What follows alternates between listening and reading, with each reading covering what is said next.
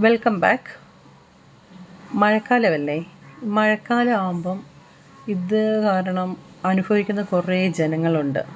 ഈ നദീതീരത്ത് താമസിക്കുന്ന 1000-ലേറെ ആളുകളാണ്. സ്ഥലം വണ്ടിപ്പെരിയാർ.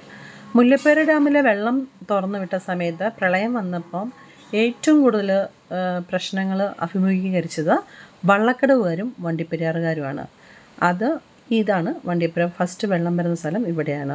ഇതിൻ്റെ കര സൈഡിൽ ആയിരങ്ങൾ താമസിക്കുന്നുണ്ട്. അതിൽ വീട്ടിൽ വെള്ളം കയറിയതാണ്. ഇപ്പം വെള്ളം കയറിയതിൻ്റെ വീഡിയോ ആണിത്. ഒരു ഫാമിലിയിൽ ഇവർ 2 കൈക്കുഞ്ഞുങ്ങളും ഭാര്യയും ഭർത്താവും ജീവിക്കുന്ന വീടാണിത്.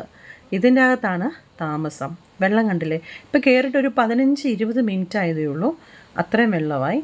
ഇനി ഒരു മണിക്കൂറൊക്കെ ആകുമ്പോഴത്തേക്കും 1.5-2 മണിക്കൂറൊക്കെ ആകുമ്പോഴത്തേക്കും ഏകദേശം നമ്മുടെ മുട്ടുകാലിൻ്റെ അത്ര എത്തും.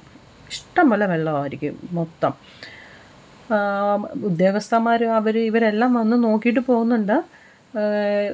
ഒത്തിരി വെള്ളം കയറുവാണെങ്കിൽ അവർ പറയും ക്യാമ്പിൽ പോയി കിടക്കാൻ പറയും. പക്ഷേ ഇവർക്ക് സ്ഥലമുണ്ട്. ലൈഫ് മിഷന് വേണ്ടി അപേക്ഷ വെച്ചിട്ടുണ്ട്. വീട് ലോണ് അപേക്ഷ വെച്ചിട്ടുണ്ട്. അത് ഓരോ കാരണങ്ങളാണ് പറയുന്നത്. SC/STക്ക് കൊടുത്തതിന് ശേഷമാണ് ജനറലിന് കൊടുക്കുന്നത്. അങ്ങനത്തെ ഓരോ കാരണങ്ങളാണ്. കണ്ടില്ലേ, കുഞ്ഞുങ്ങളുടെ തുണിയാണെങ്കിലും സാധനങ്ങളും എല്ലാം പൊക്കത്തിലാണ് എടുത്ത് വെച്ചേക്കുന്നത്. ഈ ഒരു ഫാമിലി മാത്രമല്ല, ഒട്ടുമിക്ക ആറ്റുതീരത്ത് താമസിക്കുന്നവരുടെ അവസ്ഥയെല്ലാം ഇത് തന്നെയാണ്. എന്ത് ചെയ്യാനാ?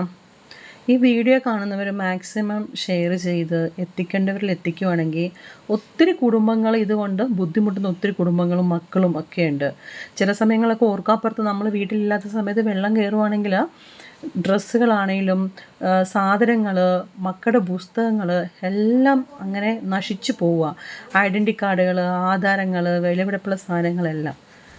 അപ്പോൾ എത്രയും പെട്ടെന്ന് മറ്റുള്ളവർക്ക് ഷെയർ ചെയ്ത് ഒരു തീരുമാനം ഉണ്ടാക്കുക. Bye bye.